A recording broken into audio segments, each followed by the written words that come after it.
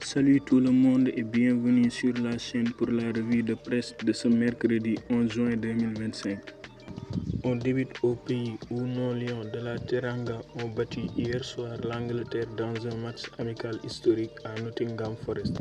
Mené par les Anglais dès la 7e minute avec le but d'Harry Kane, les joueurs sénégalais ont su relever la tête après l'égalisation d'Ismaïla Sarr, joueur de Crystal Palace, juste avant la pause. Au retour des vestiaires, les Sénégalais vont continuer à pousser et marquer le deuxième but inscrit par Habib Diarra à la 62e minute. Après le but refusé de Bellingham à la 84e minute, le joueur de Metz Cheikh Tidiane Sabaly va marquer le but de la victoire à la 3e minute du temps additionnel.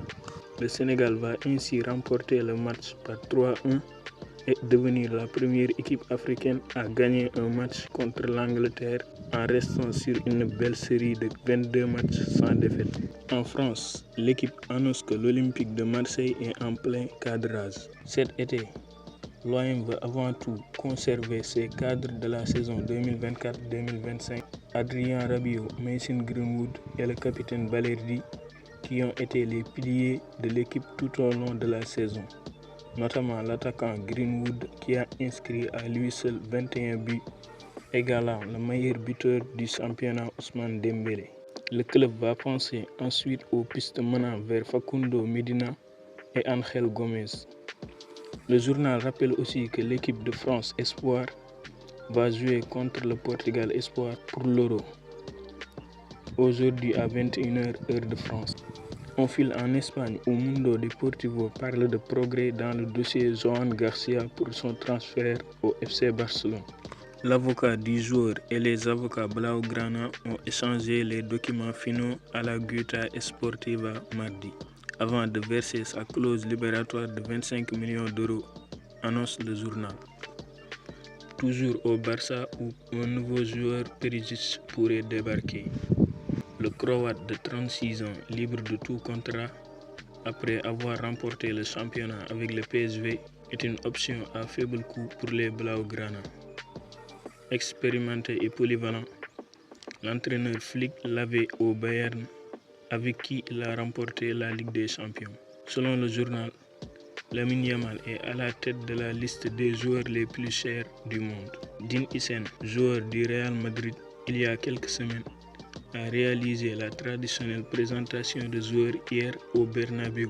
Marca est revenu plus en détail sur la présentation du joueur en titrant ses propos. Je m'entends bien avec Xabi.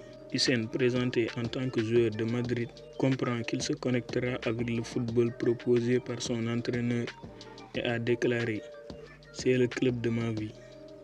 Il n'est pas inquiet d'être le défenseur le plus cher de l'histoire des Blancs et se regarde dans le miroir de Ramos, ajoute le quotidien. Parallèlement à ce titre, ce sont de belles années, propos du jeune joueur de 20 ans.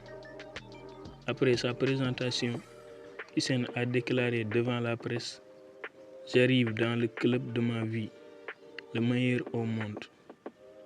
J'espère que nous pourrons gagner de nombreux titres ensemble. » Il a poursuivi.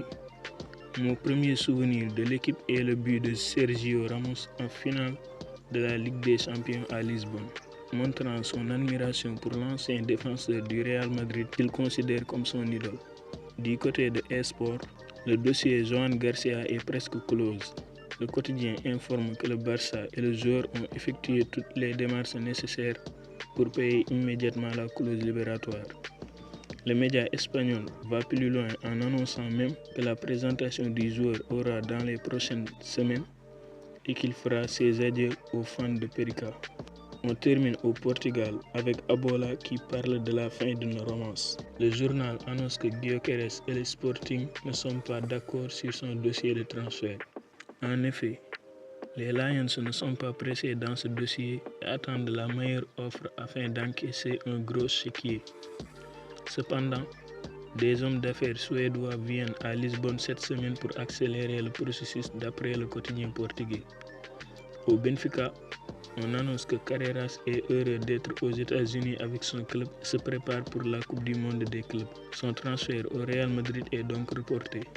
Du côté du Porto, les ambitions du club dans la Coupe du Monde à venir est de jouer au moins les huitièmes de finale. C'est tout pour la revue de presse du jour. On vous donne rendez-vous très bientôt pour les infos du mercato.